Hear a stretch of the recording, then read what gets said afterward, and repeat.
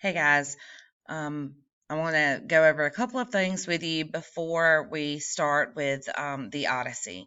I'm going to read just a couple of Odysseus' adventures with you, and as I do, I'm going to kind of give you some things I want you to think about and remember, and maybe jot down on a notebook or something as we go over this to prepare for your test. First thing is to remember that this is the story was passed down by oral tradition for 500 years or so until it was written down by Homer. Um, because it was passed down orally, it's hard to know which is parts of the story is real and which isn't. It is an epic poem. That means a long narrative poem. And one more thing is when you see these kind of beige boxes there, those are there to kind of give us little bits and summaries of pieces that our textbooks have taken out of the original poem. And that's simply because the actual epic poem is terribly long, and it would take us an entire semester of nothing but the Odyssey to read that. Therefore, Pearson textbooks have kind of condensed parts of the story down into little vague summaries. So we'll begin with this little summary here. It says, sailing from Troy. 10 years after the Trojan War, Odysseus departs from the goddess Calypso's island. He arrives in Phaeacia, ruled by Alcinous. Alcinous offers a ship to Odysseus and asks him to tell of his adventures. So this is 10 years after the war ended, and Odysseus is thinking back. So this means that this story is written in first person. We're hearing Odysseus's account of what happened. Also, it's important to realize that the Trojan War lasted 10 years. And now Odysseus it's taken him another 10 years to get home. So that means his wife and child have not seen him in 20 years. But now he's offering to trade his accounts of the story for a ship to get back home. I am Laertes' son, Odysseus. Men hold me formidable for guile and peace and war. This fame has gone abroad to the sky's rim. Now, this is important to know. The reason that he's introducing his father is during this time period, they didn't have last names. So you would introduce yourself by introducing who your father was. And that helped people to kind of understand who you were a little bit better. My home is on the peaked sea mark of Ithaca, under Mount Neon's wind-blown robes of leaves, in sight of other islands, Dulcium, Same, wooded Zacynthus, Ithaca being most lofty in that coastal sea, and northwest, while the rest lie east and south. So he's given us a little description of his home and where he's from. A rocky isle, but good for boys' training. I shall not see on earth a place more dear, though I've been detained long by Calypso, loveliest among goddesses, who held me in her smooth caves to be her heart's delight, as Circe of Aea, the enchantress, desired me and detained me in her hall, but in my heart I never gave consent. Where shall a man find sweetness to surpass his own home and his parents? In far lands he shall not, though he find a house of gold. So, just to kind of give you a recap of things that are left out, he stayed with Calypso for 7 or 8 years. She kept him, she was in love with him, and she wouldn't let him go. And he's kind of telling us that though he and her shared a romantic relationship,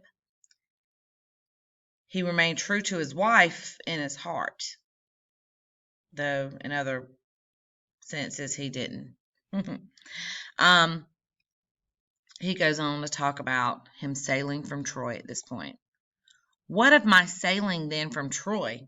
What of those years of rough adventure weathered under Zeus? The wind that carried west from Ilium brought me to Ismarus on the far shore, a strong point on the coast of Cycnus. So he lands on Cycnus. This is the first island they land on. And during that time, this would be very common when sailing somewhere, especially if you had a crew of men with you. You might stop in an island and offer peace, offer some kind of trade, and to gain more food supplies or fresh water supplies. But let's remember that Odysseus and his men have been in war for 10 long years, and they're kind of still trapped in that mindset. I stormed that place and killed the men who fought. Plunder we took, and we enslaved the women to make division equal shares to all. So as soon as they came in, they just took whatever they wanted. And they took their women and took advantage of them. And just divided up everything they took between all of his men. But on the spot, I told them, back and quickly, out to sea again. My men were mutinous, fools on stores of wine. So his men wouldn't do what he said. Once he kind of realized that they were not doing the right thing, he tried to change their minds, but they were drunk, and they decided not to do that. So he goes on to say, sheep after sheep they butchered by the surf, and shambling cattle feasting, while fugitives went inland, running to call to arms the main force of Cycnus, or the military. This was an army trained to fight on horseback, or where the ground required on foot. They came with dawn over the terrain like the leaves and blades of spring. So doom appeared to us, dark word of Zeus for us, our evil days. My men stood up and made a fight of it, backed on the ships, with lances kept in play, from bright morning through the blaze of noon, holding our beach, although so far outnumbered. When the sun passed toward yoking time, the Achaeans one by one gave way. So after the fight, his men were losing, and they were forced back onto their ships. He said 6 benches were left empty in every ship that evening when we pulled away from death. And this new grief we bore with us to sea. Our precious lives we had, but not our friends.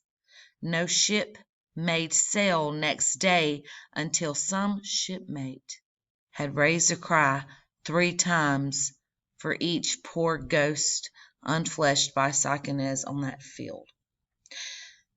So he's telling us here, and after reading this, let me note that after reading this over the years, Odysseus had 20 or so ships, and he goes on to tell us that 6 benches on every ship was empty.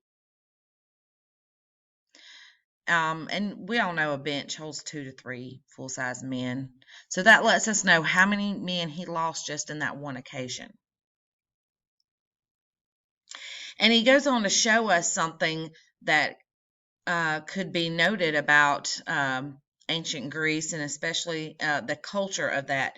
He says they did not set sail until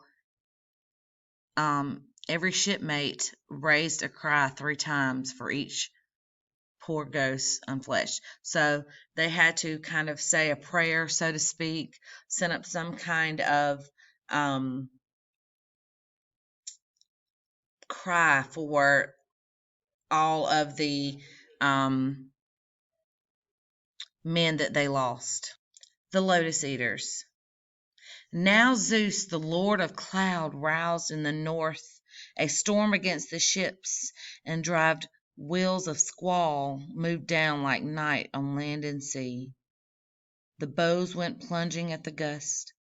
Sails cracked and the lashed out strips on the big wind. We saw death in that fury. Dropped the yards, unshipped the oars, and pulled for the nearest lee. Then 2 long days and nights we lay offshore, worn out and sick at heart, tasting our grief until a third dawn came and the ringlets shining. Then we put up our mast, hauled sail, and rested, letting the steersman and the breeze take over. So he's talking about after they left Sychinus, they faced a storm in which more of his soldiers died. And they kind of, after the storm lasted for about 2 days until the third, and they could finally rest. He says, I might have made it home safely, or made it safely home that time. But as I came round Malea, the current took me out to sea, and from the north a fresh gale drove me on past Cytherea. 9 days I drifted on that teeming sea before dangerous high winds. Upon the 10th, we came to the coastline of the Lotus Eaters, who live upon that flower. We landed there to take on water. All ships' companies mustered alongside for the midday meal. Then I sent out 2 picked men and a runner to learn what race of men that land sustained. So he sent out 2 guys and a kind of a messenger to see what type of men or people lived there. Were they nice? Would they be willing to help out? Like that.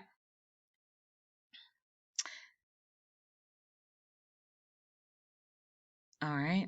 They fell in soon enough with the Lotus Eaters, who showed no will to do us harm, only offering the sweet lotus to our friends. But those who ate this honeyed plant, the lotus, never cared to report nor return. They longed to stay forever, browsing on that native bloom, forgetful of their homeland.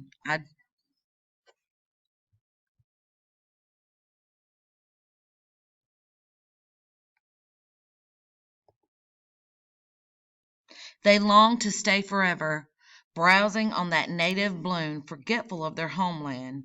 I drove them all 3 wailing to the ships, tied them down under their rowing benches, and called the rest.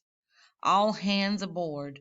Come, clear the beach, and no one taste the lotus, for you'll lose hope of home. Filing in their places by the rowlocks, my oarsmen dipped their long oars in the surf, and we moved out again on our seafaring. So he goes on to talk about, and if you've ever watched Percy Jackson, there's a part in the movie where Percy and his friends go into this casino hotel type thing, and they eat this cookie, and he realizes soon that it is the lotus flower, and it's, they kind of have this trippy kind of vibe going on where they don't want to leave. They're losing track of time, and he runs into a guy that's been there since the 70s, and this is kind of using this example from the Odyssey when in that movie, and that's how Odysseus' men were. They didn't want to leave the island. They wanted to stay there. And this shows 2 epic hero traits of Odysseus. We've already seen him brag on himself in the very first episode, but now we see him not only being pretty strong to lift all 3 men up and drag them onto the boats, but we also see his loyalty, because he could have easily left those guys there and just said, okay, fine, if you want to stay, you can stay, and we'll go home. But that he was very loyal to his soldiers.